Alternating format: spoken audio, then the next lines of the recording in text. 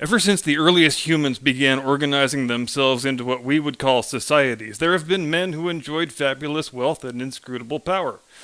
And right down through the ages, these men have made a habit of building monuments to themselves so that future generations might be able to look upon them and say, yes, this monument was clearly built by a great man of wealth and power. These monuments have taken a variety of aesthetic forms, but by far the most common and the most popular is the massive phallus that points straight heavenward at a majestically erect 90-degree angle.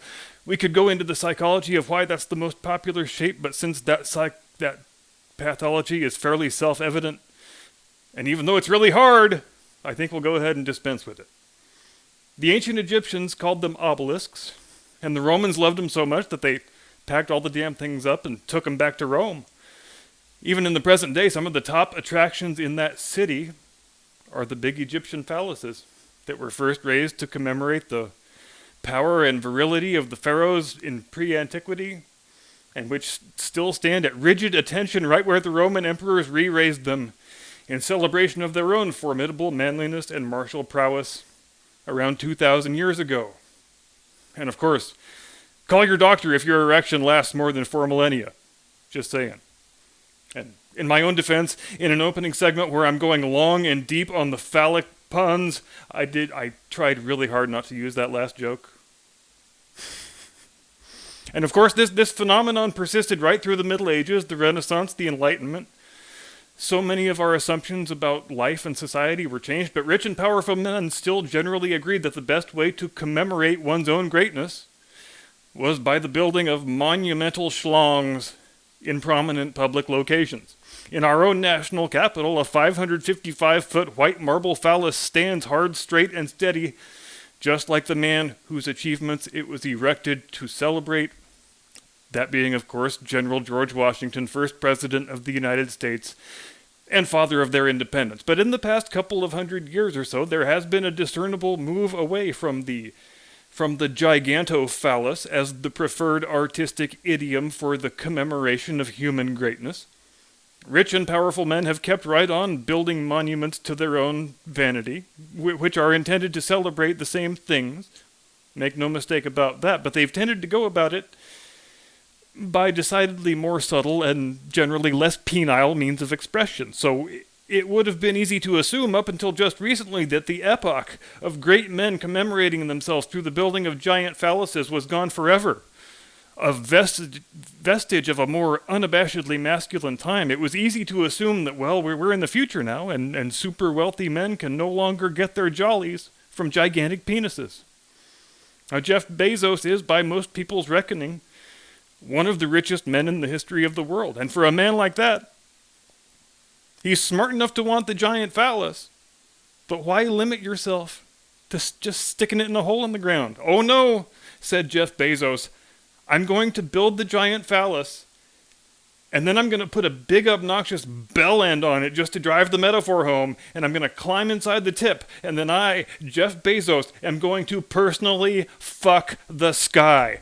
Beat that Ramses II, beat that Alexander the Great, beat that Julius Caesar. The stratosphere is going to spread open its milky white clouds while I, Jeff Bezos, fearless captain of Bell End 1, point the tip right at the sweet spot and penetrate it with extreme prejudice. And according to the Amazon employees who were on hand pretending to be reporters, the sky actually asked for a cigarette afterward and had trouble walking for several days. But if I'm being serious, and when it comes to dick jokes I am always serious, Jeff Bezos should do more of this type of thing. Because this is a thing that, all jokes aside, has real potential benefits for mankind. Because if commercial spaceflight is going to become commonplace in the lifetime of my kids, then every person who goes to space without specialized astronaut training is a step in the right direction. And even better, when they're doing it in a vehicle that was developed and built and tested and flown without any involvement from government. And I think here we come to a puzzling contradiction when it comes to Jeff Bezos. On the one hand, he wants to do good and useful things that create a benefit for the entire world. On the other hand, he purchases legacy media outlets to use as a personal megaphone for his idiotic leftist politics. and bends over backward, assaulting the very concept of free speech. Because if there's one thing super duper wealthy guys have always had in common since the beginning of time, it's that they think it should be illegal to make fun of them. But seriously, if Jeff Bezos was focusing his energies on the big picture stuff that he obviously does care about, and just extricated himself from involvement in the everyday media political nonsense, then I would be a Jeff Bezos fan. I wouldn't care that he's a zany leftist nut job. I wouldn't have any reason to care. And I've heard a lot of people saying that he took this flight yesterday just as a meaningless ego project, a man building a giant dick just so he could fuck the sky with it. That it doesn't mean anything larger than that, because all this flight did, of course, was to duplicate the Mercury flights that Al Shepard and Gus Grissom took in 1961. But frankly, that's a bunch of horse shit. Because if and when affordable commercial space flight becomes a practicable thing, it's not going to be tourists going to the moon or honeymooning in orbit or any shit like that. Put that out of your mind. That's a matter for your great-great-grandchildren, maybe. At best. If commercial spaceflight is going to become commonplace within the lifetime of people who are already born today, it's going to be in the form of suborbital flights from point to point on the Earth that replace international jet travel. Because with the vehicles that SpaceX is already flying, you can reduce, say, a flight from LA to Sydney from 18 hours to something on the order of 90 minutes. And even if Jeff Bezos only built this particular vehicle, Bell End 1, just for this one-time vanity project, that doesn't make it meaningless. Each person who goes to space and is not a trained astronaut is a good thing. Putting everyday people in space is something we first tried to do 35 years ago with Krista McAuliffe, and then the shuttle blew up with many of the nation's school children watching live, yours truly included, and there was a severe overreaction to it. In terms of, all right, that's it, we can only ever send trained astronauts to space because we don't look good when we incinerate high school teachers. But ordinary people in space is a different thing altogether when you remove it from the auspices of government. In privately built spacecraft is the natural way for it to happen. And if there's a mission failure and a loss of vehicle and crew and potentially passengers, there's no government entity to blame for it. The loss of life, while of course it is still regrettable, becomes no different in practical and legal terms than the loss of life in an airline crash. And we've had plenty of those. We don't stop flying jets. But that's enough about Bezos and his giant penis. I mean, his giant penis-sized spaceship. Stop laughing, Jim Eagle. I will fire your ass.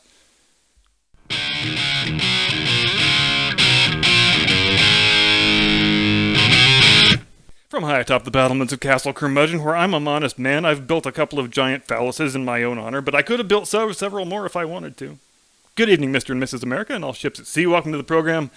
I am your eponymous host and humble servant, and we need to talk about diminutive octogenarian liars who look like hobbits and sound like a character from Goodfellas. I am speaking, of course, about the Supreme Ayatollah of the Holy Apostolic Church of Safety Theater, the Grand Inquisitor of the cult of the Supreme Bureaucrat, Santo Antonio Della Fauci himself. May his face shine upon you. May you ever be blasted with the fire hose of his wisdom.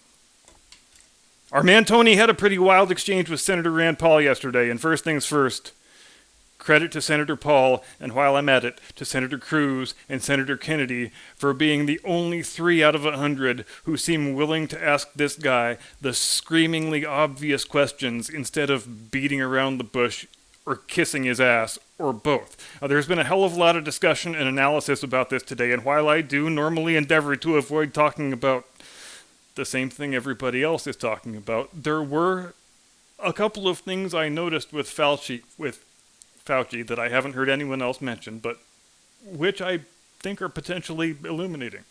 Now, you can tell when you watch Fauci that he thinks he's a very sophisticated political operator, which in some respects he is, because you can't survive that long without having some political instincts.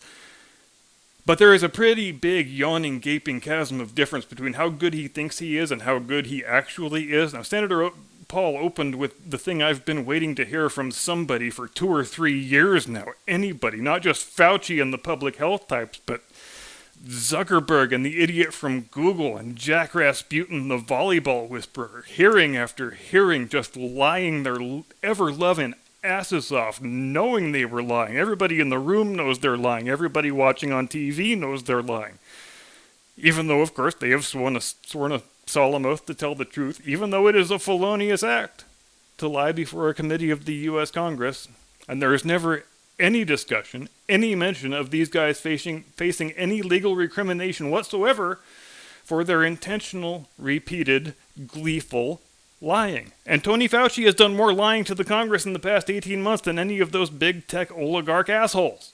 Maybe all of them put together. It's probably not even close. I could do this whole episode just listing the wild contradictions and 180-degree reversals from one month to the next, one hearing to the next, that we have heard from this buffoon, because this silly little bastard will say absolutely anything to keep being on TV all day, every day. Why hasn't the Biden administration reined him in and shut him up, or at least told him to talk a bit less?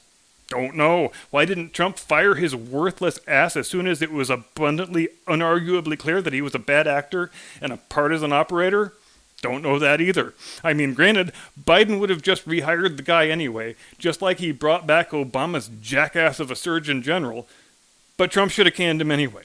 As a matter of principle, he should have canned him. As a recognition that it is the theater of the absurd for a guy like this to be the number one highest paid employee in the entire federal government, he should have canned him. So Senator Paul very politely asks Dr. Fauci if he would like to take the opportunity to retract any of his testimony from the hearing of 12 May, the last time he appeared before the Senate Oversight Committee, in light of the fact that he's been making statements in recent weeks in his many media appearances that are totally divorced from what he was saying back at that time and on a wide variety of things. In fact, I think one would be hard-pressed to identify anything Fauci was saying on 12 May of which he isn't saying the opposite thing today, and there are only two explanations for why that might be. One is incompetence, the other is corruption.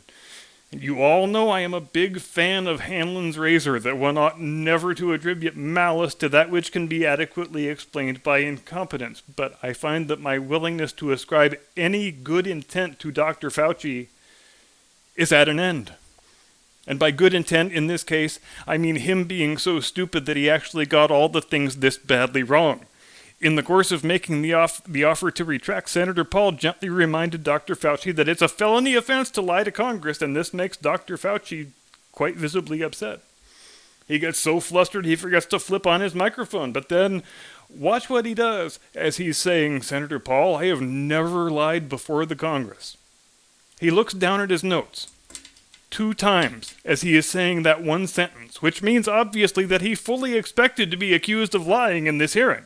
So much so that he put the denial in his prepared remarks. How awesome is that? Because answer me this. When someone's just made an allegation against you, a very rather severe allegation, and it's false, and you know it to be a damnable lie, do you break eye contact to look down at your notes when you're in the middle of a refutation that is only 1 sentence long? Do you do it twice? Because that's what our man Tony did. And I'm no fancy body language expert, but from where I'm sitting, that looks a hell of a lot like the manner and the body language of a man who is lying out his ass. Also, if you're playing poker with this guy, I think he's got to tell. The more flustered he gets, the more he knows he's lying and not necessarily getting away with it. His accent starts getting thicker and thicker and thicker. No, Jeff Bezos, I'm not talking about you and your sky fucking spaceship anymore. Stay out of this. Go pick out a less absurd cowboy hat or something. But at the end of Fauci's testimony yesterday, I would have totally paid money to hear him do the famous Robert De Niro rant from The Untouchables. I want Rand Paul dead! I want his wife dead! I want his kids dead! I want his house burnt to the fucking ground! The thing that Paul is grilling Fauci about here is the fact that during his testimony of 12 May, Fauci flatly insisted that no money from the NIH, the National Institutes of Health, was being used for gain-of-function research on bat coronaviruses at the Wuhan Institute of Virology. The simplest way to categorize this assertion, frankly, is to say it's a grade A pants on fire lie of the highest order. The kind of lie you can't attribute to incompetence or inattention because it's in Fauci's emails that he knew about it and was scared shitless about it and told his deputy to clean up the mess and bury the thing because I can't deal with this right now. I'm a big media celebrity. I've only done 4 out of my 10 TV interviews today, so I don't have time for this silly office busy work. Just make this thing go away. And also, be sure to watch me on Cuomo tonight because I'm going to look great. And this is where Fauci is not as sophisticated a political operator as he might like to imagine he is. Because he plays a card that Democrats love to play, which is when you argue against an accusation that isn't the accusation that was actually made. I guess if you were to categorize it on the fallacy spectrum, it would have to be a form of the straw man. So Senator Paul is alleging that U.S. funds were being used for gain-of-function research at the Wuhan Institute. He makes no claim about any specific virus or strain, but Dr. Fauci goes straight to actually saying the straw man out loud. Or you're saying we use taxpayer money to finance the development of the SARS-CoV-2 virus, and that is false, and I'm so offended at that implication. Except, hold on, pump the brakes, Tony. Because Senator Paul did not say anything to that effect. But if that's where your head went, then perhaps, as our friend Shakespeare once said, thou dost protest too much. But I think the best part is Fauci's justification, which he didn't even need to give because, again, Paul wasn't saying anything about the Kung Flu virus in particular, for why there's no possibility that the NIH money he authorized for the Wuhan Institute was used to conduct gain-of-function research that resulted in the Chinese bioweapon, virus that leaked from the lab, that took as many American lives as winning the Civil War did. Why is it impossible, according to Dr. Fauci? Well, because my buddies in China, they published the list of the literature of all the viruses that they worked on, and that virus wasn't on the list. So what now, bitch? How about that, Senator Paul? It's just your word against me and my communist Chinese buddies, you son of a bitch. And it's really quite remarkable how many times we've heard this line of thinking from Dr. Fauci where he makes arguments that are predicated sometimes in their entirety on assuming the truthfulness and the good intentions of communist China.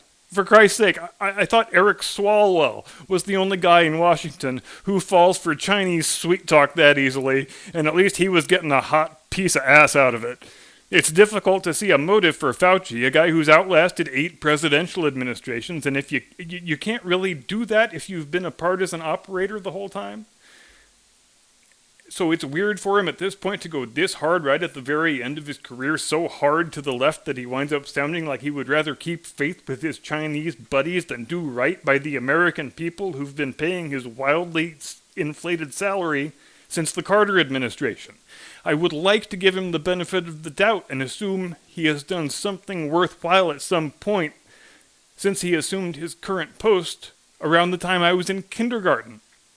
But is the warm red glow of the light on that TV camera really so seductive, so irresistible, that a man will sell his reputation, sacrifice his life's work on the altar of one more day of fake interviews with fake reporters on fake news channels? Is that warm red glow the equivalent of a first taste of heroin for a career bureaucrat? I don't claim to know the answer. I just know the problems we have will persist. And some of them will get worse until it is agreed by a majority of the populace that the central government needs to be fundamentally neutered in a variety of ways and drastically downsized. It needs to lose much of its domestic power. It was not the vision of the founders that the central government would be micromanaging details of anybody's everyday life. And then we need to repeal the 17th Amendment and make senators accountable to the state legislatures who are supposed to have direct representation. And then we need to all climb into the tip of a giant penis and give the sky a good proper fucking as we head out in search of a new place to live that has fewer Tony Faucis on it. See you Friday. Get off my lawn.